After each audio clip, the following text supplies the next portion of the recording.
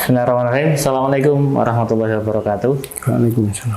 Alhamdulillah, sahabat sekalian, kita ketemu lagi dengan masih di channel kita ya, masih dengan Pak Puji Hartanto di sini.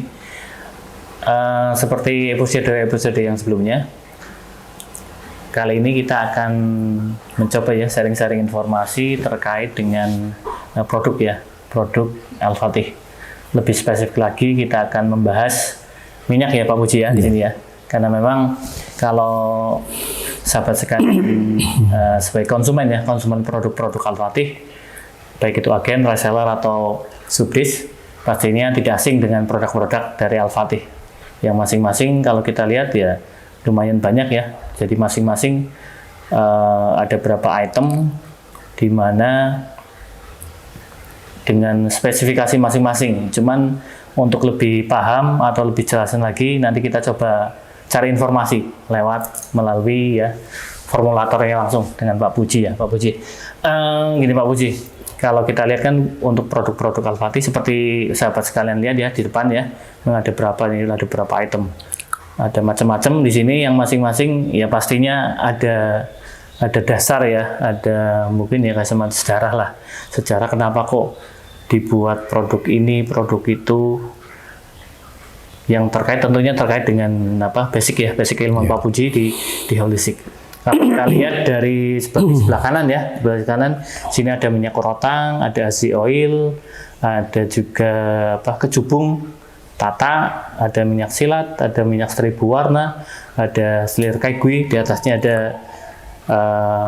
minyak 7 naga dengan minyak bima, terus bawahnya ada yang warna biru ya, minyak kusen, itu ada minyak super ya, yang sekarang sudah bermetamorfosis menjadi minyak urai, ada, dan juga nih yang terakhir adalah produk terbaru yang baru di launching atau dibuat paling fresh ya, paling akhir ya, ada UK oil, dan juga ini ada 3 varian yang secara pemakaian ini baru ya, modelnya inhalasi ya.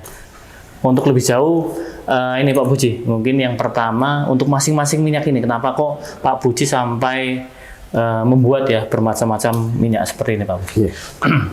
Baik ya, jadi satu hal yang perlu dipahami, tidak ada obat dewa. Satu obat bisa menyelesaikan semuanya. Walaupun nanti dalam hal bisnis ada kelebihan dan kekurangannya. Kelebihannya kalau kita punya produk banyak, orang butuhnya, misalnya kita jualan sekian ya, ternyata dia butuhnya urotang karena untuk rematik misalnya, hanya belinya itu. Ketika urotang lagi kurang karena hawanya panas, orang butuh minyak kusen misalnya atau minyak ini, hanya dalam tiap harinya ada yang dijual. Tapi kalau kita produknya cuma satu, ini dari segi bisnis ya, maka ketika produknya satu, begitu satu orang tidak butuh, ya sudah nggak beli. Nah, itu satu gambarannya. Maka kenapa kayak lihat Alfamart, Indomaret itu dia kebutuhan sehari-hari, dimana ketika dia butuh gula pasir ya beli gula pasir, ketika beli beras ya beli beras, beli ini beli itu, karena disesuaikan dengan kebutuhan. Cukup satu tempat ya. Nah, satu tempat. Ya, itu satu. Kekurangannya memang harus mengerti untuk bisa menjual. Pusing ya, harus mengerti paham perbedaannya masing-masing itu. Jadi ilmu harus ada dan sebagainya. Katakanlah penjualnya itu harus berilmu. Itu kelemahannya di situ. Sedangkan kalau yang satu produk nggak pinter-pinter banget nggak apa-apa, asal dia bilang aja sesuai dengan deskripsi yang ada yang disampaikan perusahaan, dia bisa jual. Terus rasanya enak, dicerita apa saja untuk semua kasus gitu. Nah, kita tidak seperti itu. Nah, masing-masing itu punya tujuan dan ini. Contoh minyak urotang sama minyak super itu bahan pengikatnya sama. Sama persis. Jadi tidak ada bedanya. Atau minyak ure lah.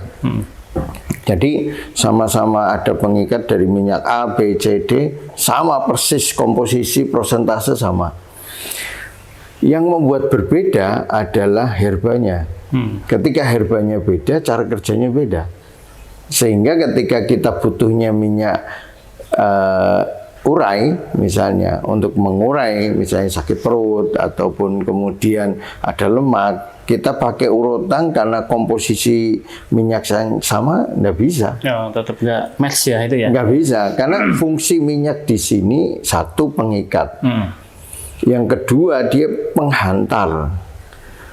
Dia berperan penting, tapi tidak yang menentukan tujuan. Jadi kayak kendaraan lah. Kendaraan misalnya kita mau sampai ke tempat mana, dia bisa menghantar sampai ke sana. Maka kendaraan itu dipilih yang sesuai. Untuk misalnya kita mau ngirim barang di tempat yang jalannya halus cukup dengan mobil biasa. Tapi barang yang sama mau kita kirim ke daerah yang di pegunungan, kita gunakan jeep lah yang dengan kondisi yang disesuaikan. 4 roda itu bisa jalan semua karena situasi dan kondisinya. Ini minyak jadikan pengikat dan penghantar. Maka kita mau tujuannya kemana, di samping itu juga herba ini mau buat apa.